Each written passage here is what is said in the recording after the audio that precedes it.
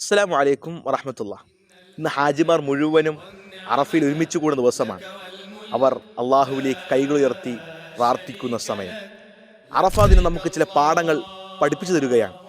നോക്കൂ, ഹാജിമാർ ഒരുമിച്ച് കൂടുമ്പോൾ അവിടെ രാജാക്കന്മാരുണ്ട്, അവിടെ പ്രജകളുണ്ട്, അവിടെ അടിമകളുണ്ട്, യജമാന്മാരുണ്ട്, അതുപോലെ തന്നെ കറുത്തവരും വെളുത്തവരുമുണ്ട്. എന്നാൽ നാം പരിശോധിക്കുമ്പോൾ എല്ലാവരും ഒരേ വസ്ത്രത്തിൽ നിൽക്കുന്ന ഒരു കാഴ്ചയെ നമുക്ക് കാണുവാൻ സാധിക്കുക. അവിടെ ആർക്കും ഒരു പ്രത്യേകതയില്ല.